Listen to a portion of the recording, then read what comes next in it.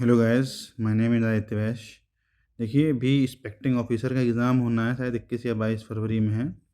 तो ये भी इसका रिसेंट का पेपर हुआ है 8/7/25, ठीक है, प्रीलिम्स का। तो इसका हम लोग जो कोर मतलब पार्ट है अपना, लेबर लॉ वाला, उसका सॉल्यूशन आज देखेंगे।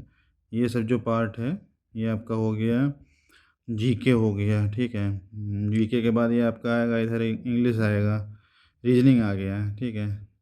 रीजनिंग ये सब सिंपल है। आप लोग अगर बैंक की तैयारी किए होंगे या किसी ने बैंक की तैयारी छोटी की होगी एसएससी की, वो कर लेगा। ये आपका अर्थमेटिक आ गया। अर्थमेटिक के बाद इसमें आपका इंग्लिश हिंदी आता है, हिंदी के बाद इंग्लिश भी आता है। इंग्लिश में पूरा पैराग्राफ वगैरह आता है। तो ये 20-20 मार्क्स का होता है। टोटल 100 नंबर का ये होता है, और टोटल 100 नंबर का आपका इसमें लेबर लॉ आता है। तो हम लोग शुरुआत करते हैं, ठीक है। तो हमारा फर्स्ट क्वेश्चन है इसमें डिसिप्लिन वन में, according to the section 17A of the employee compensation act, what is an employer required to do immediately upon the employment of an employee. तो 17A में ये लिखा हुआ है, inform the employee about the rights of compensation. ऐसे book अगर जिसने पढ़ी होगी एमसीक्यू बुक मेरी, तो उसमें मैंने सारे सेक्शन मेंशन कर रखे हैं। तो एक आइडिया लग जाएगा कि किस सेक्शन में, उसमें इस सेक्शन में ये दिया हुआ है, तो आप इसमें इसको ऐसे मार सकते हैं, ठीक है। Under the child and adolescent labour act, an adolescent means an a person who has completed 14 years of age but has not completed 18 year, who appoints any person to be a chief inspector who shall, in addition to the powers conferred on the chief inspector under, तो ये state, देखिए factories act में state government का होता है, but अब तो codes लागू हो गए हैं, तो अब मोस्टली सेंट्रल गवर्नमेंट ही देखेगी। बट जो पुराने एक्ट हैं, अभी भी आपका एग्जाम में देख लीजिएगा, न्यू लेबर कोड से थोड़ा सा कम क्वेश्चन आएगा, बट लेबर लॉ से बहुत क्वेश्चन आएगा। तो अगर मतलब लास्ट मिनट आप रिवीजन चाहते हैं, तो आप बुक से प्रिपरेशन, मेरा वो का लिंक डाल दूंगा इसके डिस्क्रिप्शन बॉक्स में, आप लेके प्रिपरेशन कर सकते हैं उससे। As per the minimum wage act, employ means any person who is employed for hire or reward to do any skilled और अनस्किल्ड वर्क, ये लिखा हुआ है, ठीक है।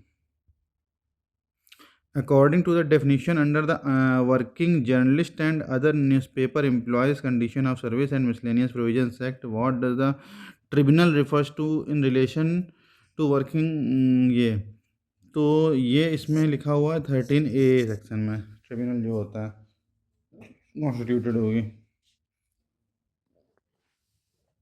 What is the time frame in which an employer must file an appeal against an order of the registering officer under the Building BOCW Act में 30 days होता है, ठीक है। According to the section 4 of minimum wage act, the minimum rates of wages fixed by appropriate government in respect of scheduled employment may consist of which of the following। तो इसमें क्या कहते हैं, basic rate of wages with और without COLA बोलते हैं, cost of living allowance, ठीक है। Under the labor laws, exemption from furnishing returns and maintaining registers by certain establishment act 1988, the term establishment includes among others than others factory, workshop or any other place where employees are employed or word is given out to workers in any scheduled employment to which minimum wage act employees, यहाँ minimum wage act employees होता है, ठीक है। तो ये आपको याद रखना है एस्टेब्लिशमेंट की डेफिनेशन में। Under the section 42 of the build BOCW act, state government में appoint gazetted officer to be the chief inspector. तो स्टेट गवर्नमेंट चीफ इंस्पेक्टर को अपॉइंट करती है।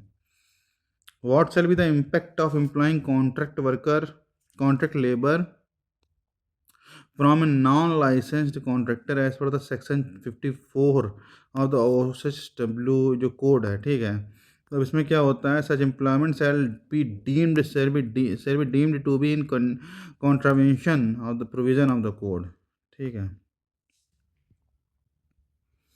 As per the labour laws, ये जो एक्ट है, schedule act does not define the term employer who can be consider the employer.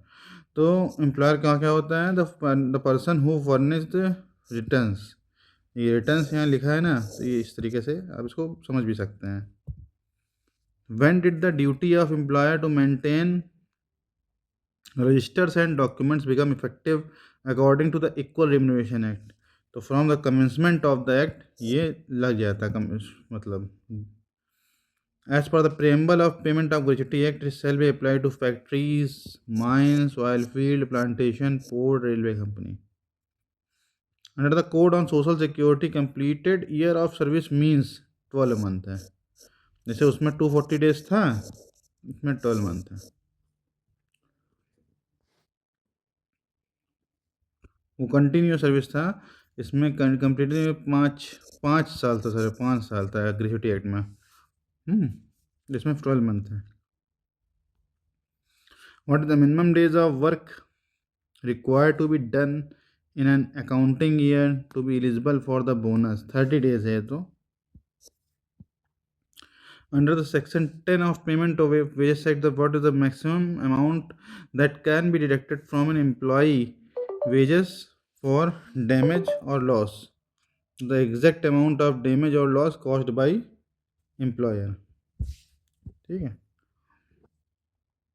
Which of the following cases discuss the constitutional validity of contract labor act? तो gammon India versus union of India का case हुआ था, उसमें ये हुआ था। ये case आप पढ़िएगा, अपना गूगल कर सकते हैं इसके लिए। ठीक है। What does the fundamental right against the exploitation as per the Constitution of India means?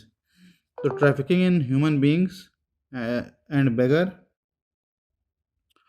and other similar forms of forced labor are prohibited। ठीक है। अब नेक्स्ट क्वेश्चन है, as per the section 7 of the minimum wage act what is the function of advisory board? ठीक है। What is the function of advisory board? तो ये question काफ़ी जगह पूछा जा चुका है। Advising the appropriate government in the matter of revising minimum rates of wages. ठीक है। Under section 31 what effect does an agreement and standing order have? It provides less favorable benefits than those specified in the contract labor। The benefits provided by the contract labor will take precedence। ये लिखा हुआ है ये section 31 में।